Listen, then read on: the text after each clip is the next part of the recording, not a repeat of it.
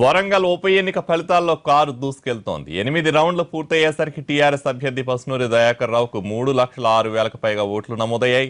తొలి రౌండ్ నుంచే టీఆర్ఎస్ ఆధిక్యం కొనసాగిస్తోంది. రెండో స్థానంలో కాంగ్రెస్, మూడో స్థానంలో బీజేపీ పోటీ పడుతున్నాయి. అయితే ఓట్ల వ్యత్యాసం అధికార పార్టీకి, విపక్ష పార్టీలకు మధ్య భారీ తేడా ఉంటోంది. కనీస పోటీ కూడా కాంగ్రెస్, బీజేపీ ఇవ్వలేకపోతున్నాయి. కాంగ్రెస్ కు 68,000 ఓట్లు, బీజేపీకి 49,000 పోలయ్యాయి. స్టేషన్ గన్పూర్, పాలకుర్తి సెగ్మెంట్, పరకాల, వరంగల్ పశ్చిమ, వరంగల్ తూర్పు, అర్ధన్నపేట, భూపాలపల్లి నియోజకవర్గాల్లో పోలిన ఓట్ల కౌంటింగ్ సెగ్మెంట్లు రౌండ్ల వారీగా జరుగుతోంది. అన్ని అసెంబ్లీ నియోజకవర్గాల్లోనూ టీఆర్ఎస్ పార్టీ తిరుగులేని ఆధిక్యంలో దూసుకుపోతోంది. ప్రతి రౌండ్లోనూ దాదాపు 62% మేర టీఆర్ఎస్ కు ఓట్లు పోలవుతున్నాయి. కాంగ్రెస్ కు 16%, బీజేపీకి 11% ఓట్లు నమోదవుతున్నాయి. బరిలో మొత్తం 23 మంది అభ్యర్థులున్న ప్రధాన పోటీ 3 పార్టీల మధ్య ఉంది. ఇప్పటికే పోస్టల్ బ్యాలెట్ల ఓట్ల లెక్కింపు పూర్తయింది.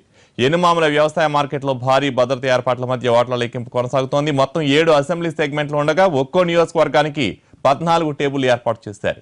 600 మంది సిబ్బంది ఓట్ల లెక్కింపు చేస్తున్నారు. అన్ని నియోజకవర్గాల్లో, అన్ని రౌండ్లలో టీఆర్ఎస్ పాత మెజారిటీని అధిగమించే దిశగా దూసుకుపోతోంది. దీంతో టీఆర్ఎస్ భవన్లోనూ, జిల్లాల కార్యాలయాల్లోనూ టీఆర్ఎస్ శ్రేణులు సంబరాల్లో మునిగిపోయారు. వరంగల్ కౌంటింగ్ పై పూర్తి వివరాలు మా ప్రతినిధి చారి అందిస్తారు. చారి, వరంగల్ కౌంటింగ్ అప్డేట్స్ ఏంటి? ఓవరాల్ గా చూసుకుంటే టీఆర్ఎస్ కి ఎంత ఆధిక్యం వచ్చే అవకాశం ఉంది? కౌంటింగ్ ప్రారంభించినప్పటి నుంచి చూస్తే టీఆర్ఎస్ అధికార పార్టీ హవా కొనసాగుతున్నట్టు చాలా స్పష్టంగా కనబడుతుంది. ఏదైతే మిగిలిన రాజకీయ పార్టీలన్నీ పరకాల, భూపాలపల్లి లాంటి నియోజకవర్గాల్లో అధికార పార్టీకి కొంత ఇబ్బందికరమైనటువంటి పరిస్థితి ఉందని చెప్పినప్పటికీ ఈ రోజు ఓటర్లు ఇచ్చినటువంటి తీర్పును చూస్తే మాత్రం అన్ని రౌండ్లలో కూడా, అన్ని నియోజకవర్గాల్లో కూడా టీఆర్ఎస్ హవా కొనసాగుతుంది. మొదటి నుంచి టీఆర్ఎస్ చెప్తూనే ఉంటుంది, విజయం మీద ధీమా కంటే మెజారిటీ, గతంలో వచ్చినటువంటి మెజారిటీ కంటే ఎక్కువ మెజారిటీ సాధించాలన్న తపనతోటే నియోజకవర్గంలో, వరంగల్ పార్లమెంట్ నియోజకవర్గంలో ఉన్నటువంటి 7 అసెంబ్లీ నియోజకవర్గాల్లో కూడా మంత్రులందరినీ బాధ్యతలు అప్పగించి పూర్తి స్థాయిలో వర్కౌట్ చేసినటువంటి పరిస్థితి కనపడుతుంది. అలాగే ప్రభుత్వం చేపట్టినటువంటి పథకాలను చూసి మాత్రమే ఓటేయండి అని చెప్పేసి టీఆర్ఎస్ కూడా చెప్పినటువంటి నేపథ్యంలో ప్రభుత్వం గడిచిన 18 నెలల్లో అమలు చేసినటువంటి పథకాలకు సంబంధించినటువంటి తీర్పునే ప్రజలు ఇచ్చారని చెప్పేసి టీఆర్ఎస్ భావిస్తుంది. ఈ నేపథ్యంలోనే వస్తున్నటువంటి ఫలితాలు కూడా టీఆర్ఎస్ ప్రభుత్వం చేపడుతున్నటువంటి పథకాలకు సానుకూలంగా మద్దతునిచ్చారనే ఆశాభావాన్ని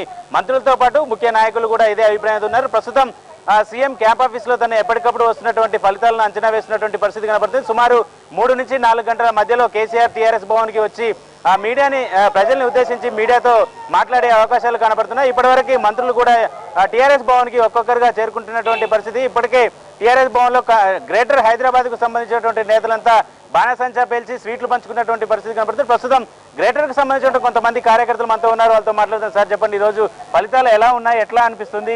గ్రేటర్ ఎన్నికల మీద దీని ప్రభావం ఉంటుందా? ఖచ్చితంగా ఉంటుంది. ఏదైతే మేము ముందు నుంచి చెప్తా ఉన్నాం, కేసీఆర్ గారు ఏదైతే 14 సంవత్సరాల ఉద్యమంలో తెలంగాణ సాధించుకున్నప్పుడు మొత్తం తెలంగాణ ప్రజలంతా ఆశీర్వదించారు. ఈ ఎన్నికలు కూడా మేము ముందే చెప్పాం, రెఫరెండంగా భావిస్తూ ఉన్నాం. మేమైతే కేసీఆర్ గారు బంగారు తెలంగాణ నిర్మాణంలో ముందుకు సాగుతున్న దిశలో సంక్షేమ కార్యక్రమాలు ఏదో ప్రవేశపెడతా ఉన్నా, ఆ సంక్షేమ కార్యక్రమాలు పూర్తిగా వాళ్ళు స్వాగతిస్తూ, సహకరిస్తూ, ఏదైతే ఆశీర్వదిస్తూ ఉన్నారు.